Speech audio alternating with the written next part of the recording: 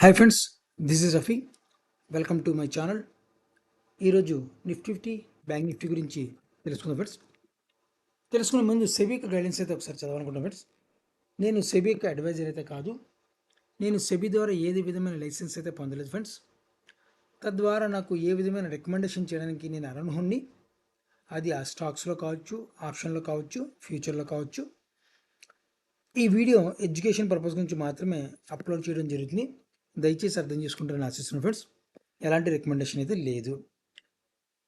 So నిన్న అయితే మనకి బ్యాంక్ నిఫ్టీ చూడండి friends. Bank Nifty closing bill వచ్చి 50,092 రూపాయల దగ్గర క్లోజ్ అవడం జరిగింది.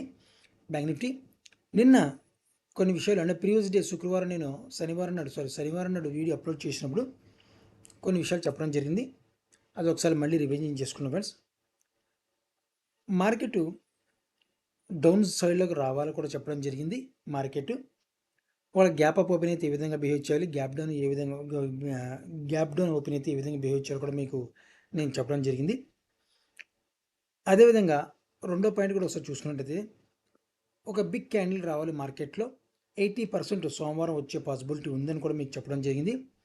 80% సక్సెస్ రేషియోతో మనకి ఈరోజు బిగ్ క్యాండిల్ అయితే మూమెంటం రావడం జరిగిందనమాట.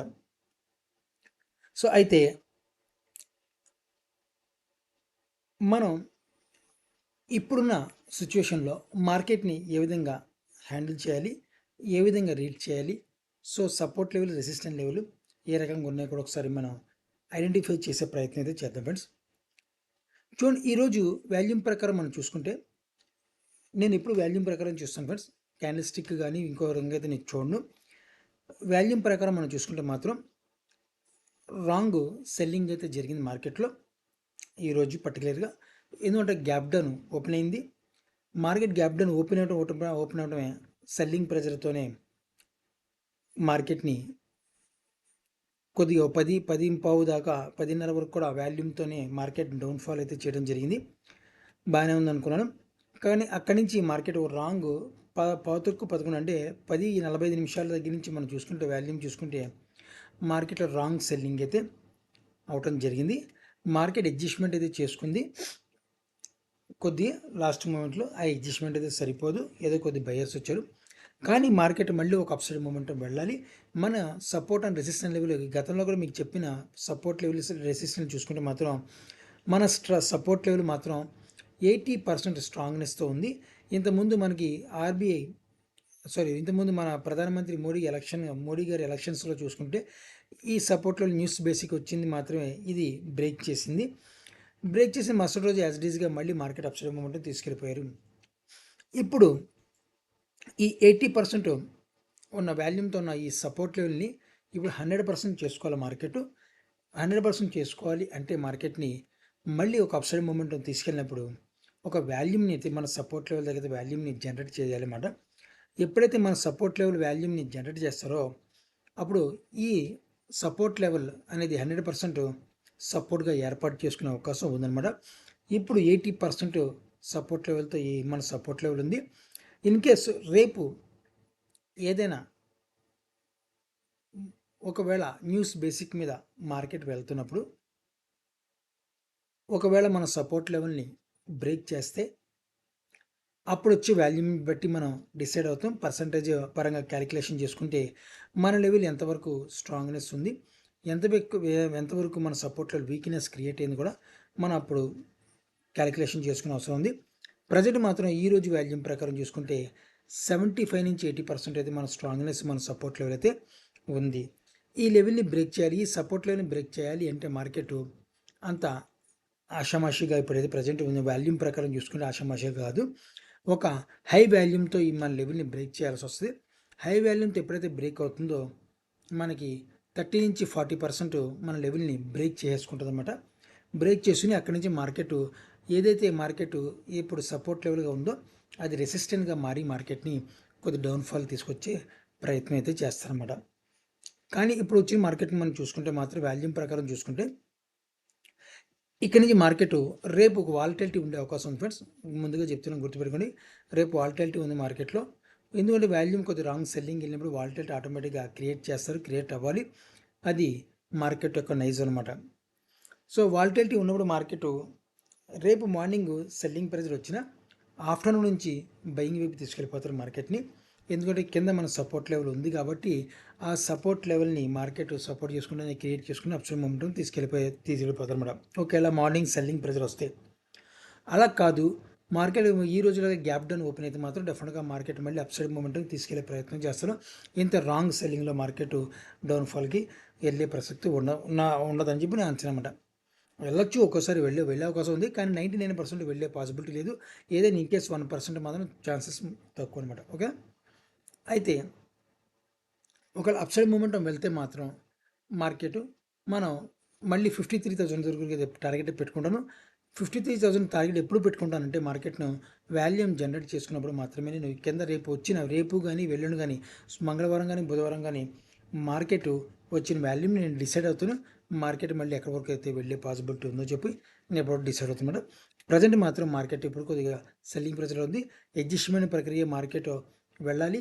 అడ్జస్ట్మెంట్ కంప్లీట్ అయిన తర్వాత వచ్చిన వాల్యూమ్ ప్రకారం మనం మళ్ళీ టార్గెట్ అయితే పెట్టుకోవడం జరుగుతుంది అప్సైడ్ మూమెంటంకి. లేని ప్రక్రియలో మార్కెట్లో సెల్లింగ్ మళ్ళీ 40 మళ్ళీ ఈ లెవెల్కి అయితే వచ్చే పాసిబిలిటీ ఉంది. మళ్ళీ ఒకవేళ మళ్ళీ సెల్లింగ్ జరగాలి అనుకుంటే మనకి ఈ లెవెల్కి మళ్ళీ తీసుకొచ్చే పాసిబిలిటీ మార్కెట్లో చేస్తారన్నమాట. ఓకేనా. సో అయితే మనం ఇప్పుడు ఇంట్రాడే బేసిక్లో సపోర్ట్ అండ్ రెసిస్టెన్స్ లెవెల్ చూద్దాం ఫ్రెండ్స్. ఇది 5 minutes చార్ట్ ఫ్రెండ్స్. ఇది చూడండి, మనకి ఒక సపోర్ట్ లెవెల్కి ఏర్పాటు చేసుకుంది ఈరోజు. ఈ లెవెల్ ఇంట్రాడే బేసిక్లో సపోర్ట్ లెవెల్ అనమాట. ఈ సపోర్ట్ లెవెల్ని మార్కెట్ సపోర్ట్ చేసుకోవాలి. రేపు కూడా ఈ లెవెల్ని సపోర్ట్ చేసుకొని ఉంటే ఫ్లాట్గా ఓపెన్ అయ్యి ఈ లెవెల్ని సపోర్ట్ చేసుకుంటే ఒక అప్సైడ్ మూమెంటం తీసుకెళ్తారు. మన రెసిస్టెన్స్ జోన్ చూసుకుంటే మాత్రం ఈ లెవెల్ని మార్కెట్ ఒక రెసిస్టెంట్గా క్రియేట్ చేసుకుని ఉన్నారు ప్రజెంట్ అయితే. ఒకవేళ మనకి చూసుకుంటే ఇది రివర్స్ ఫ్లాగ్ ప్యాటర్న్లో కూడా మనకి వచ్చింది. ఒకవేళ మనకి ఈ లెవెల్ బ్రేక్ చేస్తే, ఈ సపోర్ట్ లెవెల్ కూడా ఈ లెవెల్ బ్రేక్ చేస్తే మళ్ళీ వెంటనే మనకి సపోర్ట్ లెవెల్ ఉంది 49,650 దగ్గర అయితే మనకి సపోర్ట్ లెవెల్ ఉంది. ఆ సెల్లింగ్ వచ్చినప్పుడు కొద్దిగా 100 రూపాయలు అడ్జస్ట్మెంట్ అవుతుంది. కొద్దిగా కిందకు వచ్చి మళ్ళీ మార్కెట్ అప్సైడ్ మూమెంట్ అవుతుంది. రాంగ్ సెల్లింగ్ జరిగితే మార్కెట్ డెఫినెట్గా మార్కెట్లో ఒక సెల్లింగ్ రావాలి. సెల్లింగ్ వచ్చినప్పుడు మార్కెట్ మళ్ళీ ఒక అప్సైడ్ మూమెంట్ అయితే తీసుకెళ్లే ప్రయత్నం చేస్తారన్నమాట. అది కూడా రాంగ్ సెల్లింగ్ జరిగితే. ఓకేనా.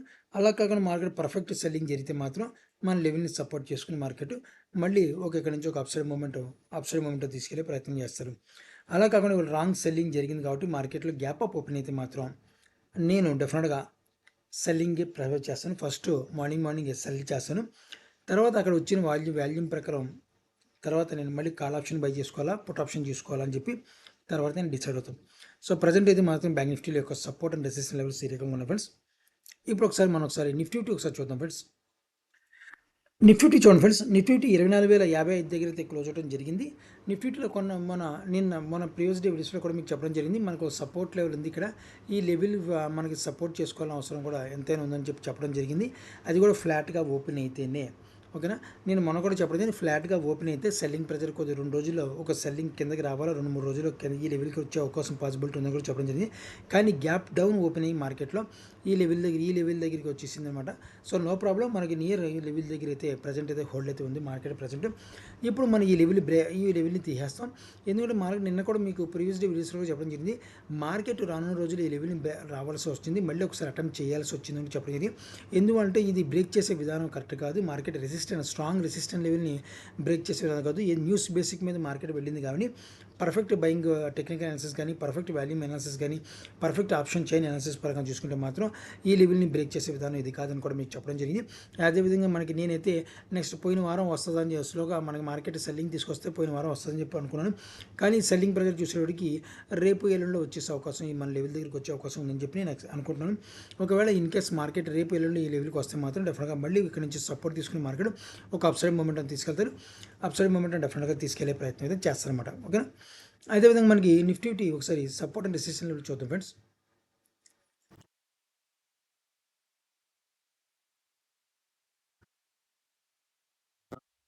So Nifty 5 minutes chart friends. ఇది నిఫ్టీ చూడండి ఫ్రెండ్స్, ఈ లెవెల్ని మనకు ఒక సపోర్ట్ లెవెల్గా క్రియేట్ చేసుకుని మార్కెట్ రేపు ఒకవేళ ఫ్లాట్గా ఓపెన్ అయ్యి మన లెవెల్ దగ్గర ఒక సపోర్ట్ చేసుకుంటే మాత్రం డెఫినెట్గా మార్కెట్ మళ్ళీ అడ్జస్ట్మెంట్ వైపుకి అయితే వెళ్ళే పాసిబిలిటీ ఉంది.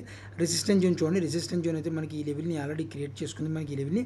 సో ఏదో బ్రేక్ చేయాలన్నమాట. మనకి ఈ లెవెల్ బ్రేక్ చేస్తే మాత్రం అప్సైడ్ మూమెంట్ ఈ లెవెల్ బ్రేక్ చేస్తే మళ్ళీ డౌన్ సైడ్ మూమెంట్ వచ్చి మార్కెట్ అదే ఫ్లాట్గా ఓపెన్ అవ్వాలి.